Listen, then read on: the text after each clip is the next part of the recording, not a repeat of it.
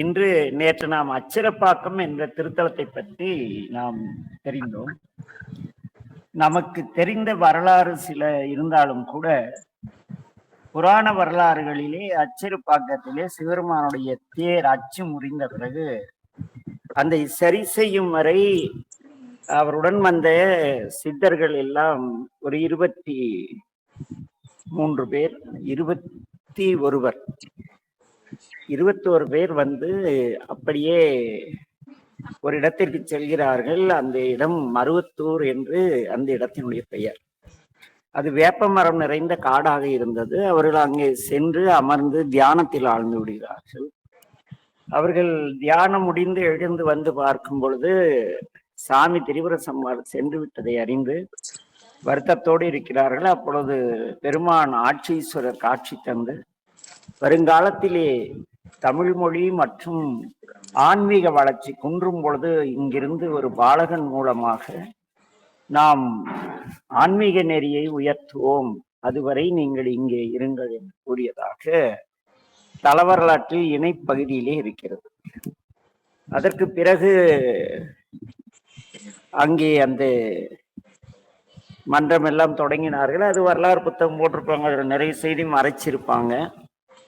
அடிகளார் அங்க ஒரு புற்றிலிருந்து மந்திரம் வழிபாடு செய்த வாக்கு சொல்லி கொண்டிருப்பார். அப்ப தோப்பாமி அவர்கள் அங்கே சென்று இந்த அருள்வாக்கு சொல்லும் செய்தியை வைத்து சில தாங்கள் வாழ்கிறார்கள், இதை வச்சு தமிழும் நம்முடைய ஆன்மீகத்தையும் பாழடைந்த சிவாலயங்களையும் புதுப்பிக்க பயன்படுத்தி கொள்ள வேண்டும் என்று தீர்மானித்து திருவாடுதுறை ஆதீனத்தினுடைய அருளாசியுடன் அங்கே தோப்பாமி அவர்கள் வந்து பங்காரடிகளாருக்கு தீட்சை போக்குவரத்து எல்லாம் செய்வித்து அவருக்கு ஆச்சாரிய அபிஷேகம் எல்லாம் செய்கிறார்கள். பிறகு அருள்வாக்கு நடக்கிறது. அப்படியே கொஞ்சம் கொஞ்சமாக இவருடைய சிறப்பு உலகறிய தெரியும் பொழுது அந்தந்த ஊரில் உள்ள பாழடைந்த சிவாலயங்களில் இந்த வழிபாடை தொடங்க வேண்டும் என்றார்கள். அப்படியெல்லாம் அந்த கதை வரும். பெரிய வரலாறு.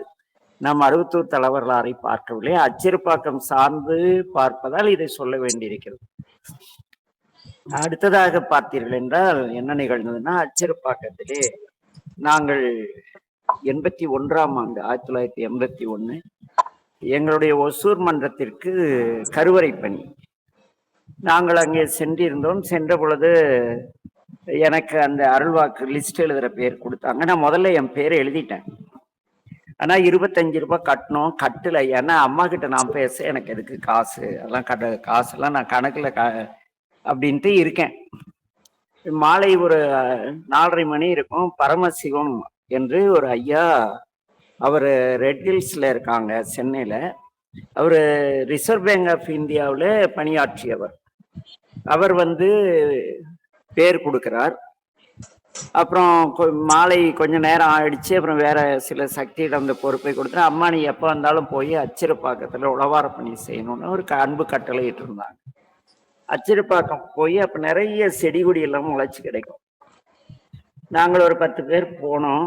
போய் இளங்கிலி அம்மனுடைய சன்னிதானத்தின் மேல் புல்லெல்லாம் எடுத்து சேவை செய்து கொண்டிருக்கோம். அங்கிருந்து அரசன் கன்றுகள் எல்லாம் வெட்டிக்கிட்டு இருக்கோம். அப்பொழுது திடீரென்று இளங்கிலி அம்மன் இடத்திலிருந்து எனக்கு ஒரு உத்தரவு, இந்த பரமசிவத்தை உடனடியாக கிளம்பி சென்னை செல்ல சொல் என்று அந்த ஒரு வலியுறுத்தல். அது எப்ப அது ஏதோ ஒண்ணு அவரை போக சொல்லுது. அப்புறம் அவர்கிட்ட சொன்னேன், அவர் ஐயா பணி செய்து அதெல்லாம் ஒண்ணு இல்லை, கிளம்புங்க, அம்பாள் உத்தரவு, கிளம்புங்கன்ட்டேன். சொன்ன விதம் எல்லாம் அவருக்கு ரொம்ப பயமா இருந்தான். என்னமோ ஏதோன்ட்டு ஒரு பயத்துல அவர் போய் அச்சிறுப்பாக்கம் போய் பஸ் ஸ்டாப் போன உடனே சென்னை பஸ் கிடைச்சு போய் அவங்க ரெட் ஹில்ஸ்ல அவர் இறங்குறாரு. ஒரு 16 வீல் கண்டெய்னர் லாரி ஒண்ணு கிராஸ் ஆகுது. ஒரு அம்மா டிவிஎஸ் சுட்டியில வந்தீங்க, அந்த வண்டிக்குள்ள விழறாங்க. அப்படியே வண்டி உள்ள போதான். அப்புறம் பார்த்தா இவரை எல்லாம் பதறிட்டு போய் யாருன்னு பார்த்தா இவங்க துணைவியார், அந்த பரமசிவனுடைய துணைவியார். அப்புறம் அதற்கு பிறகு இரவு ஒரு 10 மணிக்கு ஐயா வந்தாங்க. இந்த அம்மாவுக்கு லேசான சிராய்ப்பு காயம்தான். வந்து ஐயா சொன்னாங்க, பரமசிவம் ஐயா, ஐயா நான் ஏதோ அம்பிகை வந்து என்னை அங்க அனுப்பிச்சுட்டா, நான் போய் நின்று என் கண்ணு முன்னால என் மனைவி அவ்வளவு தெரியுது என் மனைவின்னு ஆனா மறுபடியும் அவ்வளவுதான் நினைச்சேன். ஆனா ஏதோ ஒரு மேஜிக் நடந்து அந்த வண்டி 10 காசுக்கு ஆகாதுங்கய்யா. ஆனா என் மனைவிக்கு முழங்கையில மட்டும்தான் சிராய்ப்பு காயம் தான். இவங்க தான் என் துணைவியார்னு காட்டுறாங்க. சும்மா லேசா ஏதோ மண்ணுல சரிக்கிட்டு விழுந்தாற மாதிரி ஒரு காயம். அதற்கு பிறகு இந்த ஐயா சொன்னார்கள், இனி எப்பொழுது வந்தாலும் இந்த இளங்கிளி அம்மனை வந்து நாளை காலை நேரமாக சென்று தரிசனம், இனிமே எப்ப வந்தாலும் அவளை தரிசனம் பண்ணும். இந்த இளங்கிளி அம்மன் வந்து என்னுடைய மனைவிக்கு உயிரை காப்பாற்றி தந்தாள். என் மனைவிக்கு இப்படி ஆகும் என்று தெரிந்திருக்கும் போல் இருக்கிறது. நீங்கள் அந்த ஆணையிட்டு சொன்ன விதம், அந்த சொன்ன விதம் எனக்கு கடும் பயத்தை உருவாக்கியது. ஆனால் அங்கே போய் பார்த்தால் என்னுடைய மனைவி என் கண் முன்னால் இறந்திருக்க வேண்டியவள் காப்பாற்றப்பட்டாள்.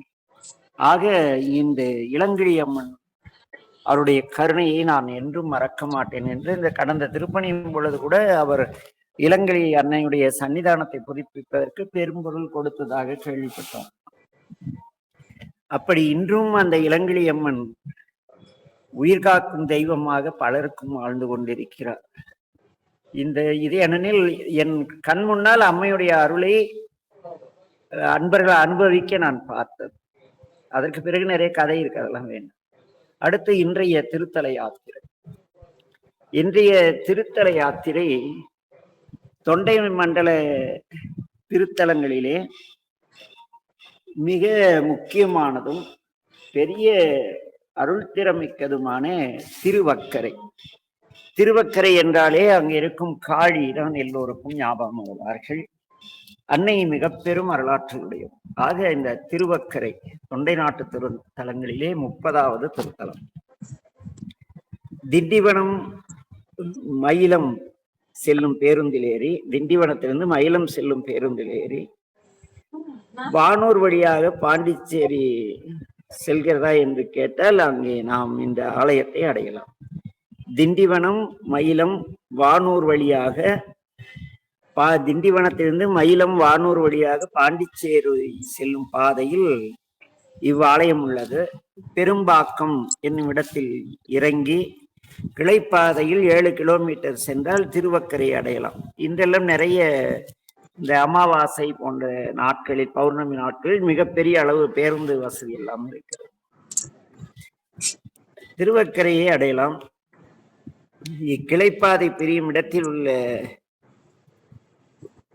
ஒரு கைகாட்டியிலே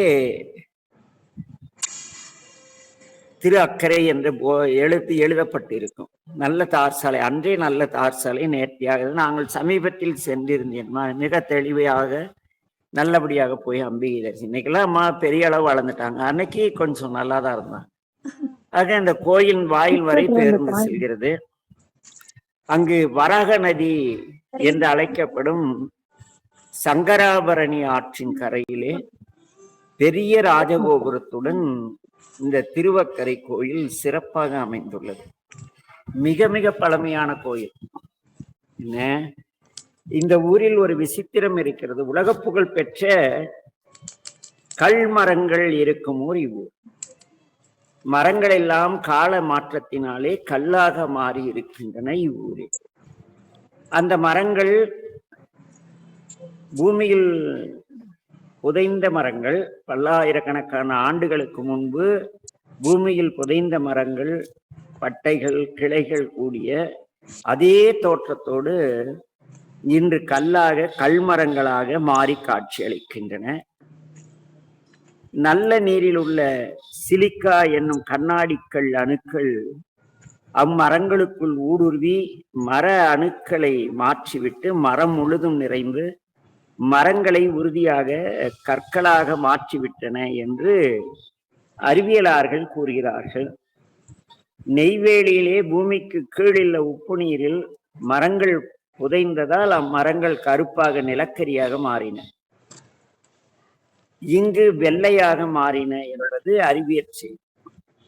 இப்பகுதிக்கு பக்கத்தில் உள்ள செம்மேடு என்னும் இடத்திலே நிலவியல் துறையினர் முதுமக்கள் தாலியும் கண்டெடுக்கப்பட்டு பராமரித்து வருகிறார். இப்படி மிக தொன்மையான பகுதியிலே இத்திருக்கோயில் பழமை சிறப்புடன் மிக பரந்த நிலப்பரப்பிலே அமைந்துள்ளது. கோயிலுக்குள் நிழல் தரும் மாமரங்கள் இருந்தன. வக்கிரன் என்ற அசுரன் வழிபட்டதால் இத்திருத்தலத்திற்கு வக்கரை என்று பெயர். இறைவன் எழுந்தருளியதால் இது திருவக்கரை என பெயர் பெற்றது. வலிய கரையுடைய இடம் இது. அதாவது வலிமையான அந்த ஆற்றங்கரை வலிமையானதா இருக்கும். அதனால் இக்கோயிலை சுற்றிலும் கற்பாறைகள் நிறைய இருக்கின்றன. அதனாலும் இதற்கு வர்க்கரை என கல்லினால் சூழ்ந்த உறுதியான இடம் என்ற பொருளிலே வர்க்கரை என்றும் கூறுகிறார்கள். பழமையான பெரிதான ராஜகோபுரம் 7 நிலைகளை உடையது. 7 நிலைகளுடன் காட்சி தருகிறது. கோயிலுக்கு பக்கத்திலே குளம் உள்ளது. அங்கே சென்று நீராடி ஆலயத்தில் நுழைகிறோம். இன்று அக்குளத்தில் குளிக்க அனுமதி இல்லை. பாத்ரூம் எல்லாம் கட்டிட்டாங்க. நாங்க சென்ற பொழுது குளத்தில் சற்று சிதிலம் அடைந்திருந்தாலும் உள்ளே சென்று குளத்திலே நீராடிதான் வழிபட்டோம். உள்ளே நாங்கள் சென்ற பொழுது மாமரங்கள் அதிகம் இருந்தன. ராஜகோபுரத்தை கடந்ததும் இடப்பக்கம் வக்கிரகாளி சன்னதி உள்ளது. வக்கரையில் உள்ள காளியாதன் இவருக்கு வக்கரை காளி என்று அழைக்கப்படுகிறார் அன்னை. சந்நிதியின் முகப்பிலே 4 குழந்தைகளுடைய உருவங்கள் இருக்கின்றன. இந்த அன்னையினுடைய திருவுருவம் மிகவும் அழகுடைய. அழகுனா வழக்கம் போல அழகுக்கு ஒருவரும் ஒவ்வாதவள்ளி. பின்னால் பார்த்தீர்கள் என்றால் சுடர்விடும் தீ கனல்களை பின்னணியில் கொண்ட தலை, மண்டையோட்டு கிரீடம், வலது காதிலே பிரேத குண்டலம், அதாவது ஒரு இறந்த உடலை குண்டலமாக வைத்திருக்கிறார். இடது காதிலே பத்திர குண்டலம் இருக்கிறது. 8 கரங்கள், வலக்கையில் பாசம், சக்கரம், வாள், கட்டாரி வைத்திருக்கிறார். இடது கையிலே உடுக்கை பாவனை, கேடயம், கபாலம், ஆள்காட்டி விரல் பூமியில் காட்டும் நிலை. தலைமாலையே அன்னை மார்பு கச்சமாக கட்டி இருக்கும் நிலையிலே இருக்கிறார். நீண்டு தொங்கும் தலைமாலை, கோரைப்பற்கள், பெரிய உருண்ட சினம் மிகுந்த விழிகள், நீண்ட கால்களில் தண்டச்சரங்கள், சாய்ந்த நிலையிலே இருக்கிறார் அன்னை. சூளம் அப்படியே பார்த்தீங்கன்னா சடான்னு பார்த்த மாதிரின்றோம். மாமா எவ்வளவு அற்புதமான வக்ரமான உருவம். என்ன பார்த்திலன்னா பிரமிப்பாகிவிடும். இங்கு அவளெல்லாம் அந்த மாதிரி அம்பிகை அப்படியே அழகுக்கு ஒருவமும் ஒவ்வாதவள். கோபப்பட்டால் எப்படி இருக்கும் அப்படி. நம்ம வீட்டுல ரொம்ப அமைதியான பிள்ளைங்க கோபப்பட்டாலே நமக்கு அந்த முகம் சகிக்கிறது இல்லை. ஆனா இந்த அம்மா எவ்வளவு கோபப்பட்டாலும் அழகா இருக்கா. அதுதான் ஒரு விசித்திரமான சிறப்பு. இங்கே பௌர்ணமி நாட்களிலே மிக விசேஷமாக அம்பிகை கொண்டாடப்படுகிறார்.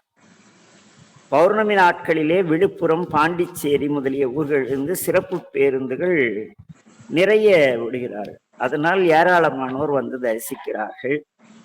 அன்னைக்கு வெள்ளிக்கவசம் சாத்தப்படுகிறது. சந்நிதிக்கு எதிரிலே வக்ராசுரன் பூஜித்த வக்ரலிங்கம் என்ற ஒரு இறைவனுடைய திருமேனி மேற்கு நோக்கி இருக்கிறது. சற்று பெரிய சிவலிங்கம். அவரை தரிசித்து நேரே சென்றால் வலப்பால் ஒரு கல் மண்டபம் உள்ளது. பெரிய நந்தி அங்கே கல்லாலானது உள்ளது.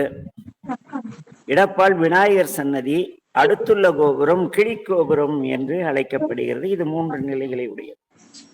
உள்பிரகாரத்திலே குண்டலி முனிவர் சன்னதி உள்ளது. முனிவரின் சமாதியின் மீது சிவலிங்கம் உள்ளது.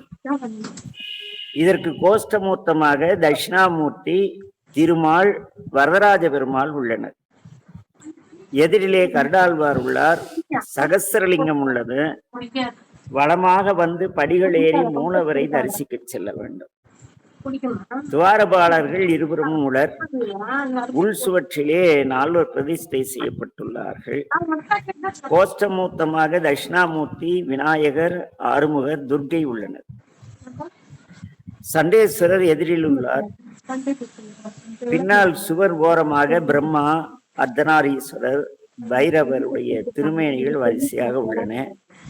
சதுர அடிப்பாகத்தின் மீது வட்டமான ஆவுடையாரில் மூலவர் அழகிய திருமேனி 3 முகங்களோடு மூலவர் இருக்கிறார். அதுதான் இந்த தலத்தின் சிறப்பு. 3 முகங்களுடன் பெருமான் இருக்கிறார்.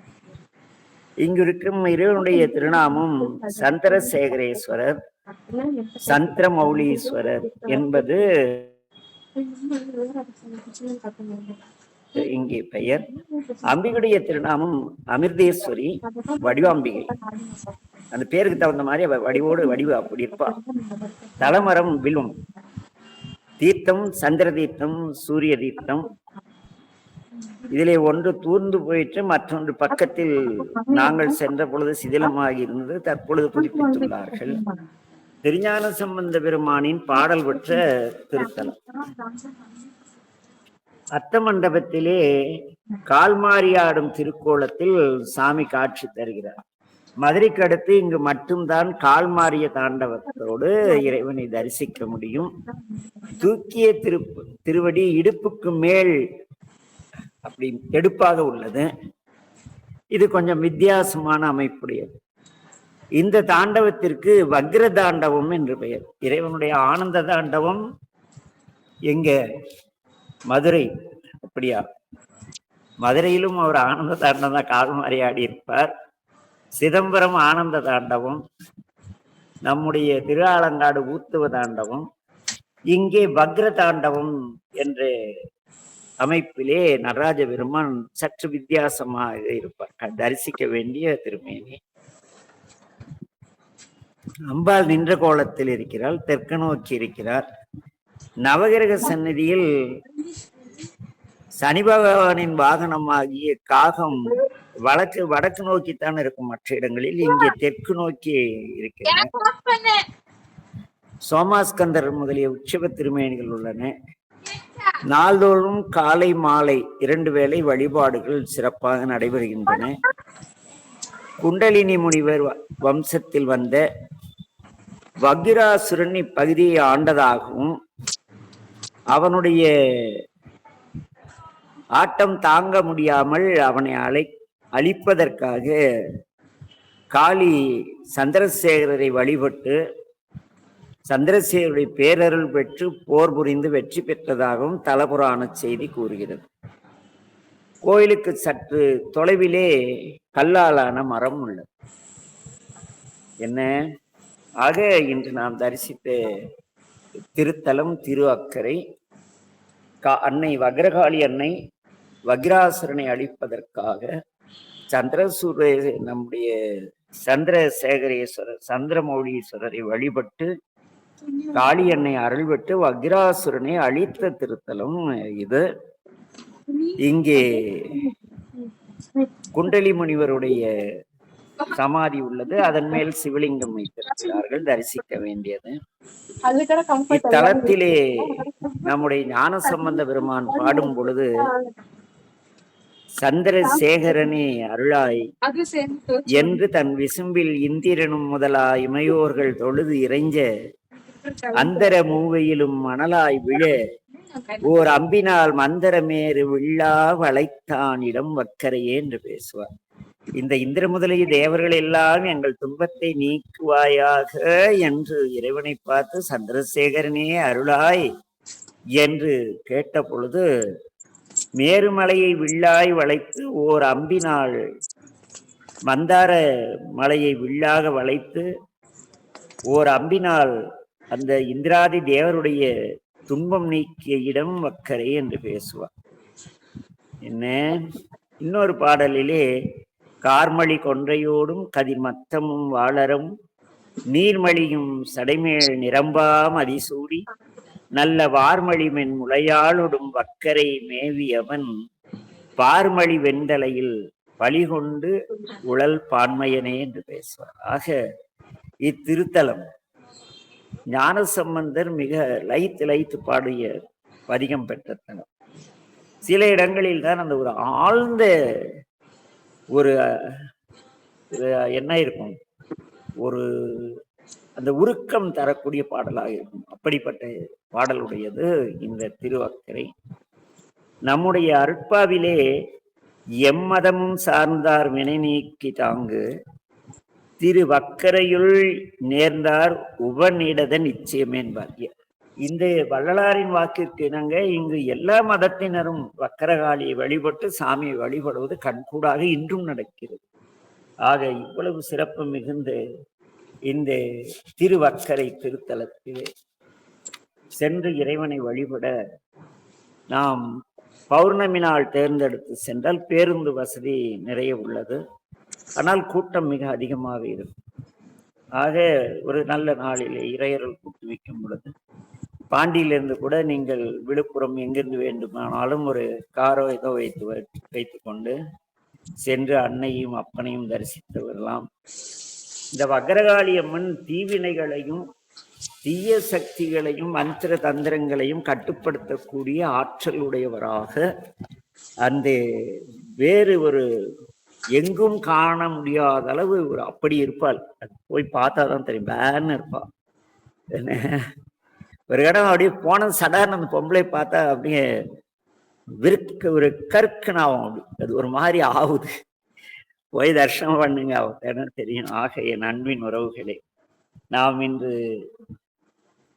வக்ரேஸ்வரர் வக்ரகாளி அன்னை தரிசித்து காளி அன்னை வழிபட்ட சந்திரசேகரர் என்கிற சந்திரமௌலீஸ்வரரையும் அமிர்தவள்ளியையும் வடிவாம்பிகை வழிபட்டு அங்கே 3 முகங்களோடு பெருமான் 3 முகம் சாமிக்கு இருக்கும், அழகா இருப்பார். அவரை தரிசித்து நாம் இந்த யாத்திரையை நிறைவு செய்வோம். மீண்டும் இறையருட்கருணை நாள் நாளை. ஏனெனில் இந்த 2 நாள் வர சில தலங்கள் எல்லாம் சுருங்கிய வரலாறுடையவை. அவ்வழியிலே இங்கே நாம் இந்த திருவக்கரை தரிசிப்பதற்கு இந்த நேரம் போதும் என்று இறைவன் சற்று காலதாமதப்படுத்தினார் போதும். நாளை நாம் தொண்டை மண்டல திருத்தலத்திலே ஒரு அற்புதமான கல்வெட்டுகள் பல நிறைந்த விக்கிரம சோழர், குலோத்துங்க சோழர் ஆகியோரெல்லாம் பணி செய்த ஒரு அற்புதமான திருக்கோயிலை தரிசிப்போம். திருவருள் எல்லோருக்கும் உண்டாக வாழ்த்தி நிறைவு செய்கிறோம். இன்று நாம் வழிபட்ட திருத்தலம் திரு அக்கரை. சாமியுடைய பெயர் சந்திரமௌலீஸ்வரர் வடிவாம்பிகை. நம்முடைய அன்னை வக்ரகாளியும் வக்ரேஸ்வரரும் அங்கு சிறப்பாக இருக்கிறார். வக்ரேஸ்வரர்கிட்ட பார்த்தாவே வக்ரகாளி அன்னை தெரிவார். நல்லா இருக்கும், தரிசிக்க வேண்டிய திருத்தலம். எல்லோருக்கும் அன்னை வக்ரகாளியையும் வக்ரேஸ்வரரையும் அந்த அழகான 3 முகங்களோடு அப்படியே கண்ணை மூடி அப்படியே அந்த முகம் மறக்கவே மறக்காது. அப்படி எழிலார்ந்த அழகுடைய சந்திரமௌலீஸ்வரரை, அவருக்கு இணையான அழகுடைய அந்த வடிவாம்பாளையும் தரிசித்து